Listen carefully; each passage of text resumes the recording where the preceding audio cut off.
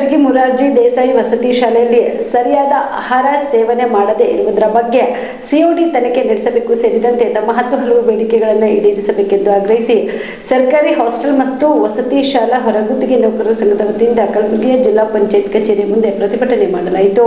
ಕಲಬುರಗಿಯ ಜಿಲ್ಲಾ ಪಂಚಾಯತ್ ಕಚೇರಿಯ ಮುಂದೆ ಪ್ರತಿಭಟನೆ ನಡೆಸಿದ ಪ್ರತಿಭಟನಾಕಾರರು ದಂಡೋತಿ ಮತ್ತು ಕರ್ಜಗಿ ಮುರಾರ್ಜಿ ದೇಸಾಯಿ ವಸತಿ ಶಾಲೆಗಳಲ್ಲಿ ವಿಷ ಆಹಾರ ಸೇವನೆ ಪ್ರಕರಣದ ಕುರಿತು ಸಿಒಡಿ ತನಿಖೆ ನಡೆಸಬೇಕು ಮತ್ತು ಪರಿಶಿಷ್ಟ ವೇತನ ಜಾರಿ ಮಾಡಬೇಕು ಸೇರಿದಂತೆ ತಮ್ಮ ಹಲವು ಬೇಡಿಕೆಗಳನ್ನು ಈಡೇರಿಸಬೇಕೆಂದು ಆಗ್ರಹಿಸಿದರು.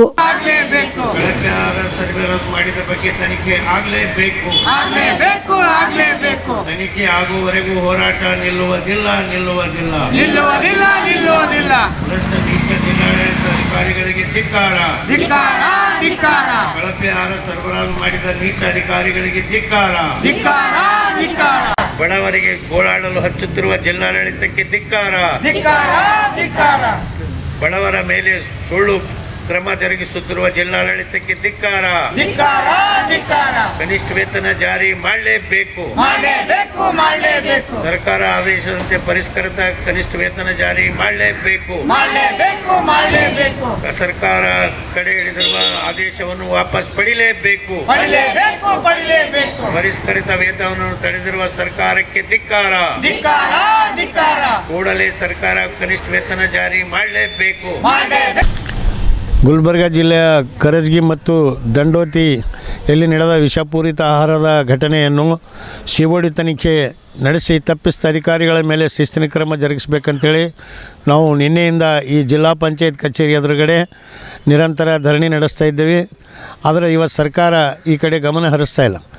ಅವರು ಅಲ್ಲಿ ನಡೆದಂಥ ಘಟನೆ ಇವತ್ತು ಕಳಪೆ ಆಹಾರ ಸರಬರಾಜು ಮಾಡಿ ಮಕ್ಕಳಿಗೆ ವಿಷಪೂರಿತ ಆಹಾರವನ್ನು ಹಾಕ್ಲಕ್ಕೆ ಹಚ್ಚಿ ಉಲ್ಟಾ ಅಲ್ಲಿನ ಅಡುಗೆ ಸಿಬ್ಬಂದಿ ಮತ್ತು ಪ್ರಿನ್ಸಿಪಾಲ್ ವಾರ್ಡನ್ಗಳಿಗೆ ಶಿಸ್ತಿನ ಕ್ರಮ ಜರುಗಿಸಿ ಅವ್ರಿಗೆ ಸೇವೆಯಿಂದ ಅಮಾನತು ಮಾಡ್ಯಾರ.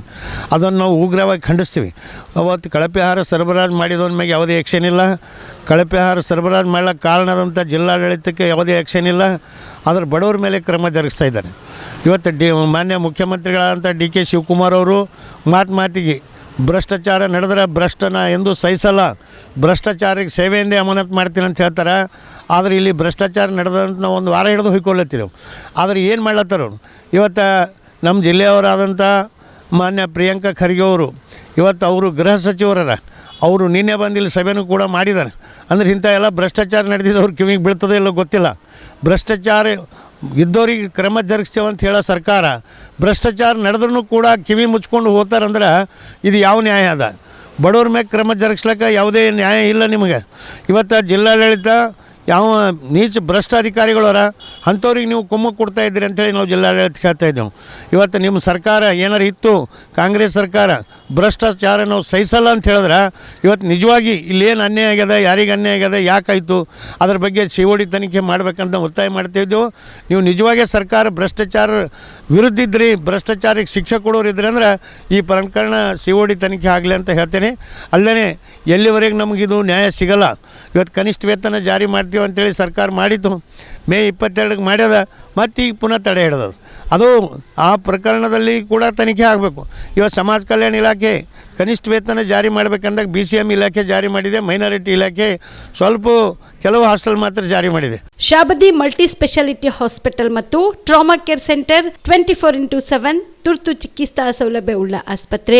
ಕಲಬುರಗಿ ಜಿಲ್ಲೆಯ ಖ್ಯಾತ ಹಿರಿಯ ಅನುಭವಿ ವೈದ್ಯರ ನೇತೃತ್ವದಲ್ಲಿ orthopaedic, ENT, neuro surgery, general surgery, general medicine, urology, gastro surgery, paediatric, obstetrics, gynaecology, cardiology, neurology, arthroplasty, arthroscopy, spine surgeries ಸೇರಿದಂತೆ OPD, IPD, ICU, NICU, ultrasound, 2D echo, laboratory, major OT ಸೌಲಭ್ಯದೊಂದಿಗೆ ಎಲ್ಲ ರೋಗಕ್ಕೂ ಒಂದೇ ಸೂರಿನಡಿ ರಿಯಾಯಿತಿ ದರದಲ್ಲಿ ಶಾಬದಿ ಮಲ್ಟಿ ಸ್ಪೆಷಾಲಿಟಿ ಹಾಸ್ಪಿಟಲ್ ಮತ್ತು trauma care centre 24x7 emergency ಚಿಕಿತ್ಸೆ ನೀಡಲಾಗುವುದು. ಹೆಚ್ಚಿನ ಮಾಹಿತಿಗಾಗಿ ಸಂಪರ್ಕಿಸಿ ಶಾಬದಿ ಮಲ್ಟಿ ಸ್ಪೆಷಾಲಿಟಿ ಹಾಸ್ಪಿಟಲ್ ಮತ್ತು trauma care centre, STBT bus stand, Dargah road, ಸಂತ್ರಸ್ವಾಡಿ, Kalaburagi. Mobile number 9060442345.